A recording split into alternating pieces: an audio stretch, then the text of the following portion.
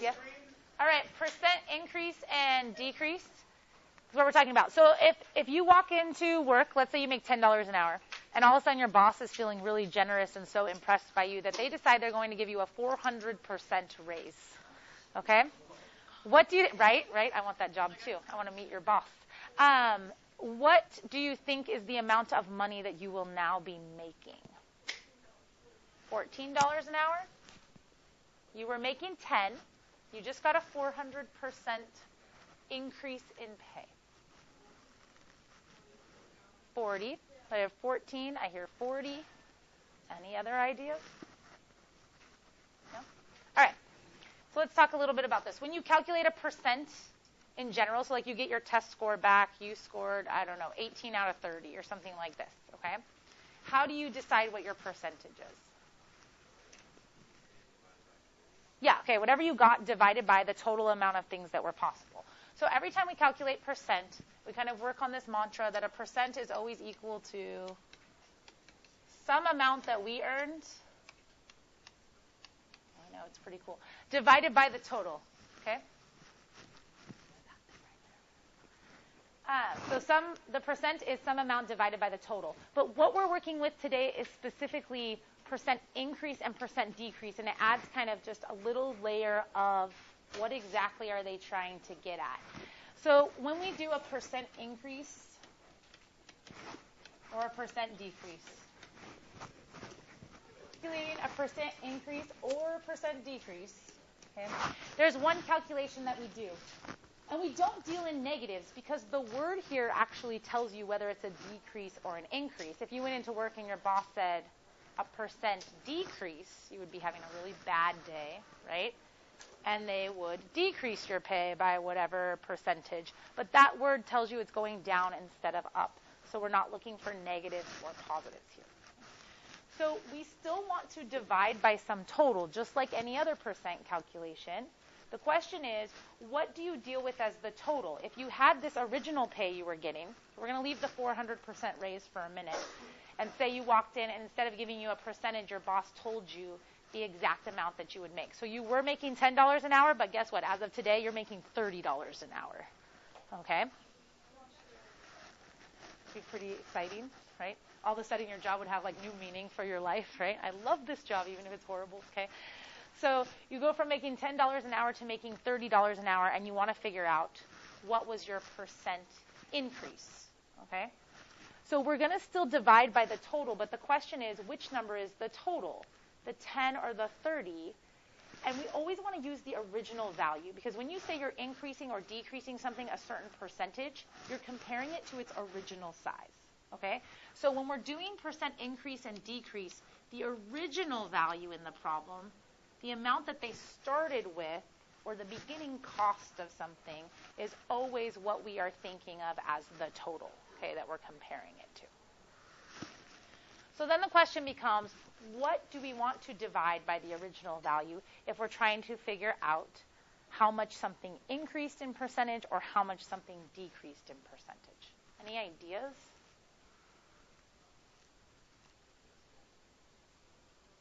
We'll get a decimal, and we will turn it into a percentage.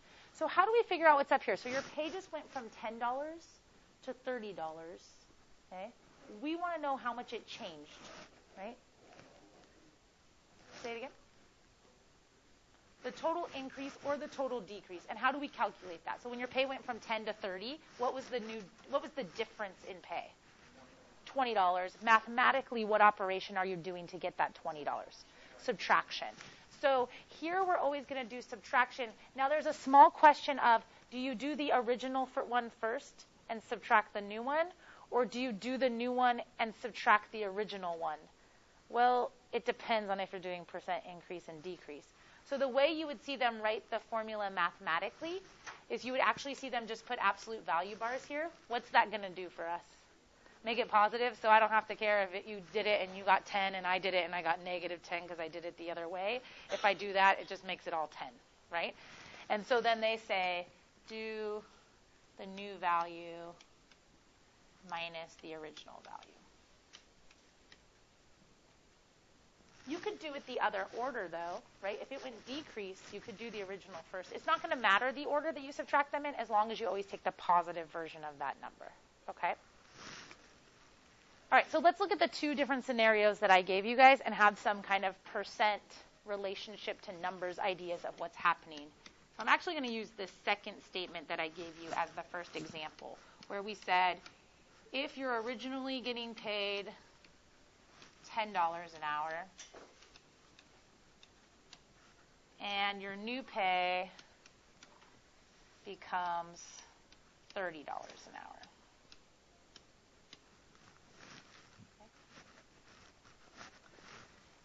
So it's definitely a percent increase, okay? So the question would say, like, what is the percent increase in your pay? So what is my calculation going to look like? I'm looking for percent increase, so that's the part I don't know. And that's going to be equal to some calculation I'm going to go do. What's going to be in the denominator? What am I going to divide by in this scenario?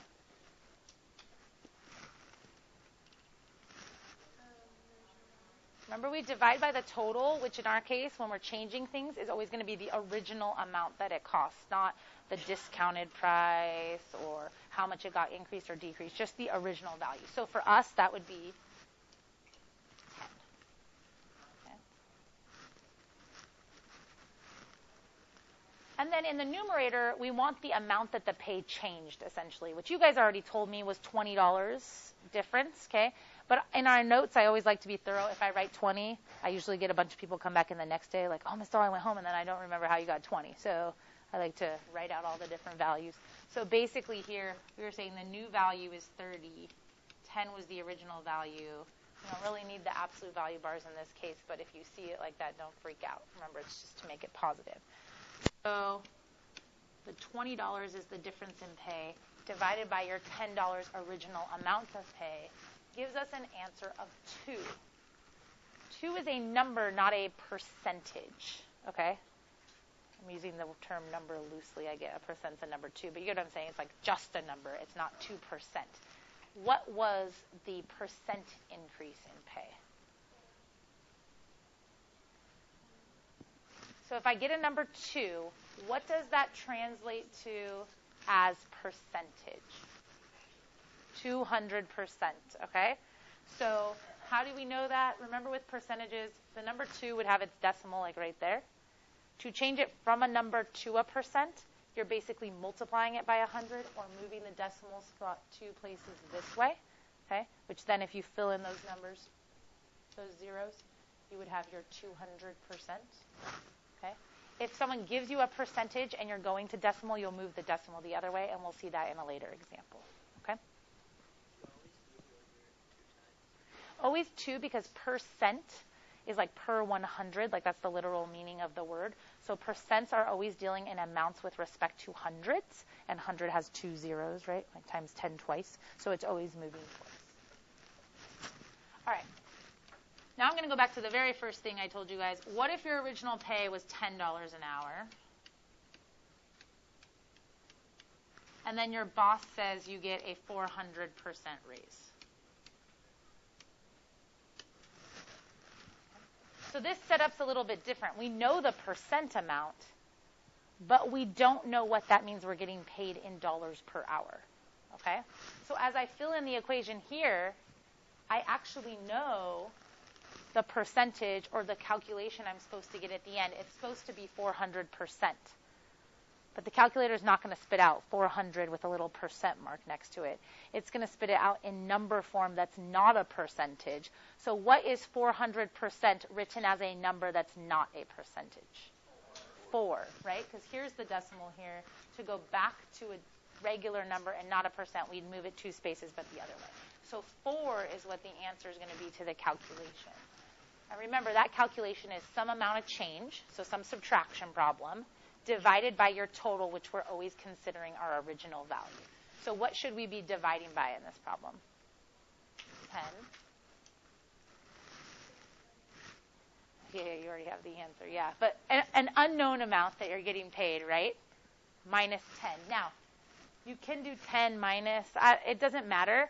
I always like to put what I know is the bigger number first and what I know is the smaller number second. That way I know I didn't mess up any of the absolute value stuff when I don't know the numbers over here.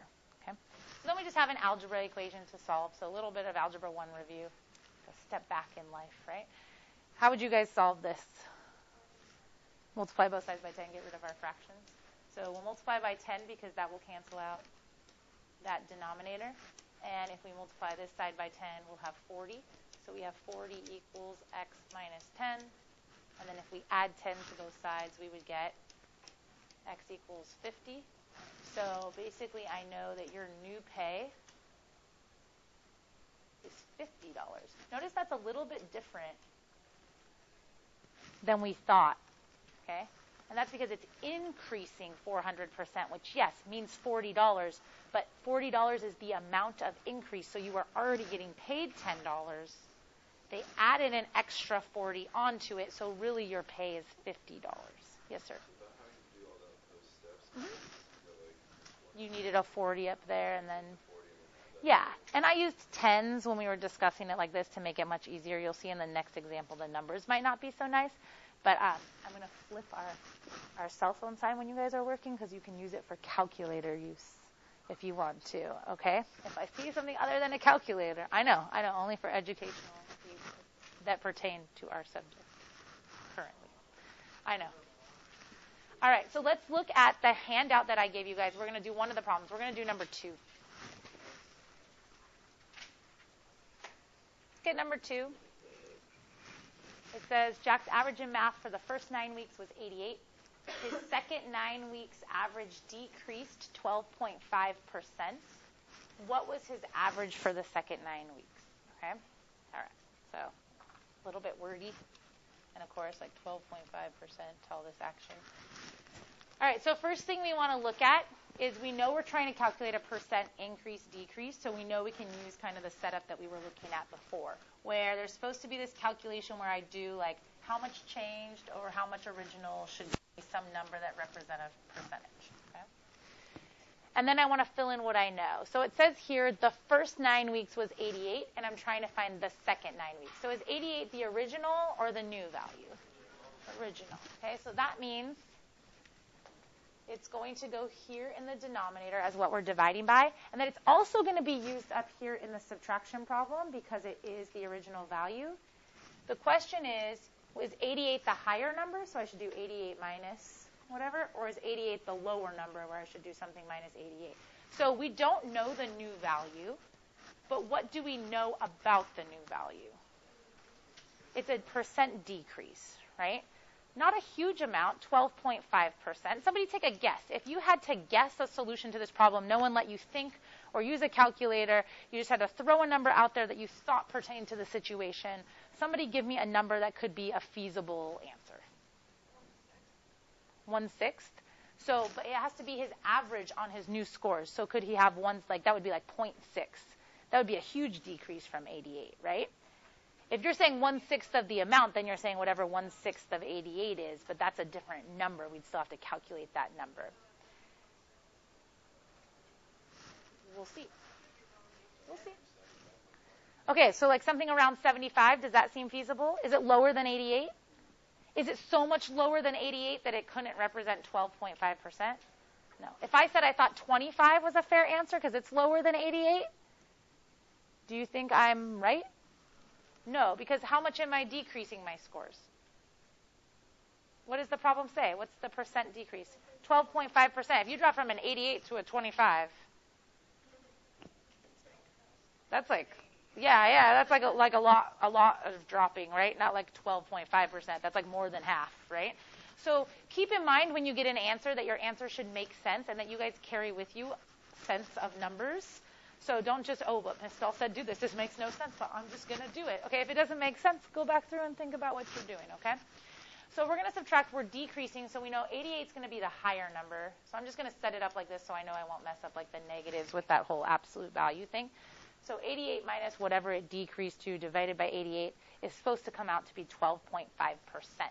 Now, when we do solving equations and we're multiplying and adding stuff, we don't type in 12.5%, okay? What do we use as the number that represents 12.5%? Good. okay, 0.125. So how did we get that? Just like if you're going from a number to a percentage, you move the decimal over twice to the right to make it larger. When you're going back from the percentage to the decimal, okay, you had 12.5%, 1, 2, okay? 2 spaces tells us that's 0.125. All right, and then we would go ahead and solve this, and I'm not going to solve this without my calculator either, so I'm going to use my cell phone for a mathematical educational purpose. And I am going to do what you guys said in the last problem. I'm going to go ahead and multiply both sides by 88 to eliminate that denominator. So I need to know what 88 times 0.125 is, which is 11. So I then get, sorry, I like to write vertically. There's just not enough space here. So 11 equals 88 minus x. If I subtract 88 from both sides, I get that negative x equals negative 77. Divide or multiply by a negative, whatever you consider that, and you'll get that x is equal to 77. Okay? So not a bad guess, right? And it's in the realm of possibilities, right? It's lower than 88. It's not so much lower than 88 that I wouldn't think that it's not a 12.5% decrease. Okay? Where did I get what? Sorry. Okay. All right. Is this okay with everybody? Read the things carefully because remember, a big thing about calculate percent change, if you're going to use this formula, 1, our percent needs to be in decimal form. 2, I am using values of what the person ended up having and what they originally had, right? So if it's cost, what was the original cost? What did they end up paying? Okay? If it's amount of something, what was the original amount that they owned or had? What is the new amount that they owned or had in order to do that subtraction up top? Okay? So you guys can work with your groups on number 1 and then numbers 3 through 9. And then whatever you don't finish, you have to finish at home. But like I said, most people finished. And then I have answers to check you guys too. What was that? Yes, number 1 and numbers 3 through 9.